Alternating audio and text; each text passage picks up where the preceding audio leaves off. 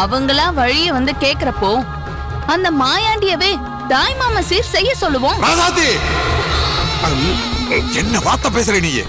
யார கொண்டு வந்து என் வீட்டு விசேஷத்துல நிக்க வைக்க பாக்குற? உங்களுக்கு என்ன புத்தி கித்தி கேட்டு போச்சா? என்ன பேசுன்னு யோசிச்சா பேசுற நீ?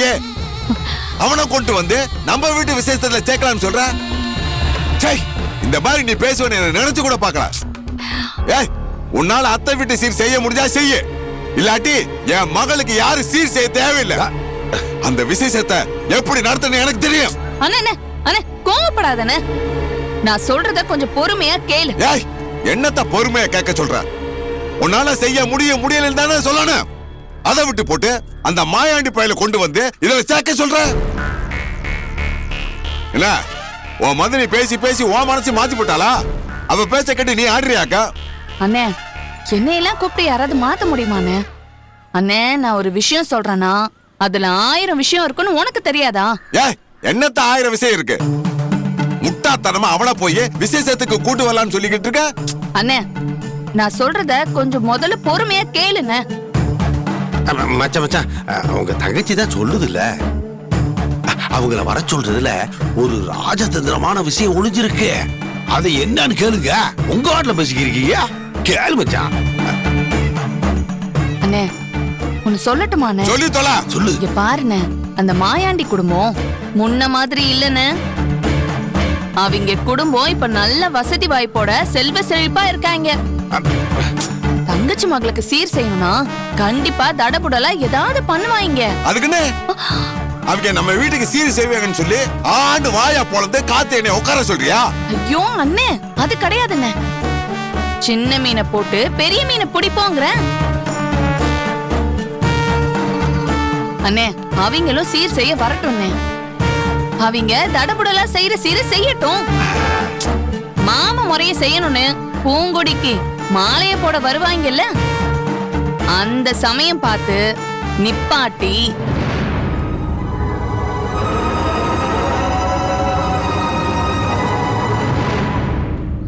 சொத்தை பிரிச்சு குடுறான்னு கேப்போம்.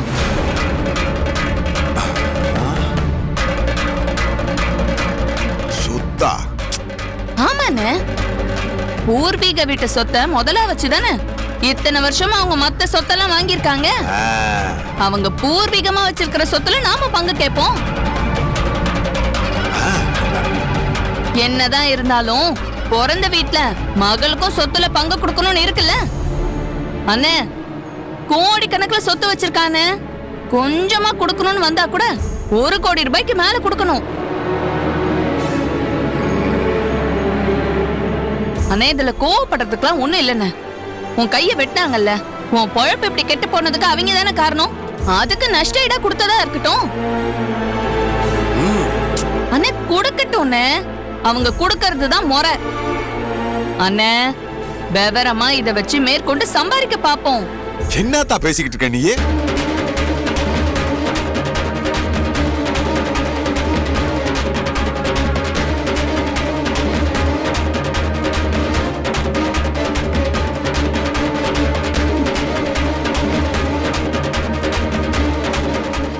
எப்பவுமே ஓ நல்லதுக்கு தானே சொல்லுவேன்.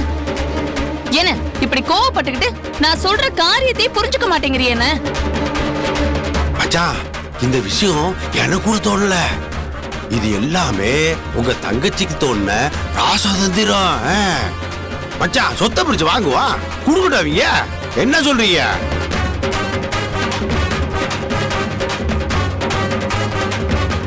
மச்சான், என்ன மச்சான் சொல்றீங்க? ஏதாவது சொல்லுங்க. உப்பு இருக்கீங்க.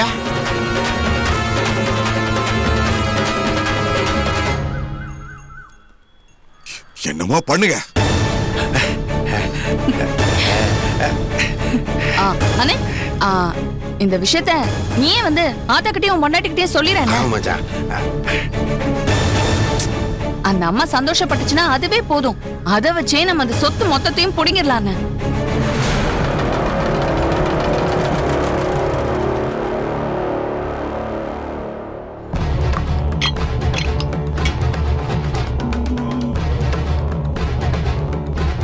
என்ன 3 பேரும் வெளியில போய் ரொம்ப நேரமா பேசிக்கிட்டு இருந்திய?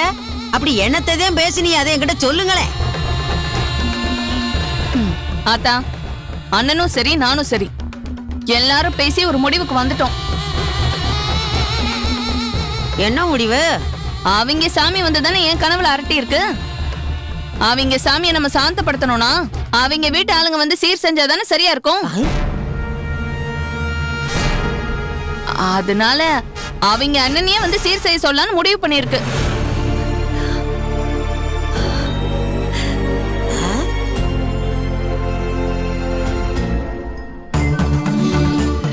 அது விஷயமா தகவல் சொல்லி விடணும் அம்பிட்டுதான். அடியே, என்ன என்னடி நடிச்சுக்கிட்டு இருக்க?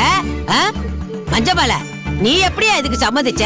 அவங்கள போய் தாத்தா முதல்ல இருந்து ஆரம்பிக்காத. எல்லாம் பேசி முடிவு எடுத்தாச்சு, அதான் நடக்க போகுது. சும்மா தேவையில்லாம குட்டையை குழப்பிக்கிட்டு இருக்காத, வேடிக்கை மட்டும் பாரு. டேய், வாடா. நானு ராசாத்தி, நெசமாதானா? நெசமாதான் இப்படி ஒரு முடிவு எடுத்திருக்கீங்களா? ஆமா ஆமா.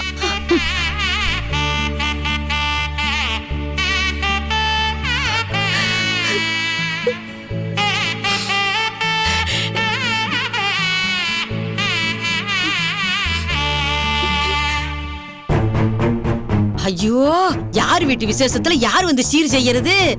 என் மயனுக்கு புத்தி மழுங்கி போச்சா என்னன்னு தெரியலையே.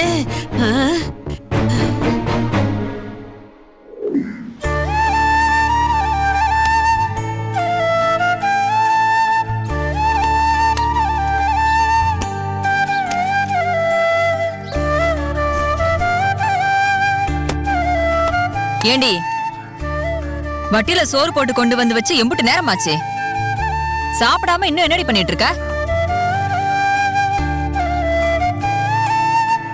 ஏண்டி, ஒன்னதான். ஏய், ஒன்னதாட்டி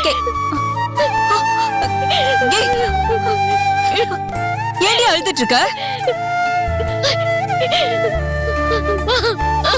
ஐயோ, என்னடி, என்னாச்சு?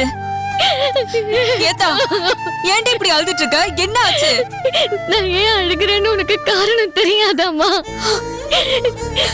எப்ப அந்த ஜோசியர் வீட்டுக்கு வந்துட்டு போனாரோ அப்போல இருந்து என் மனசு படுற கஷ்டத்தை என்னால தாங்கிக்க முடியலம்மா.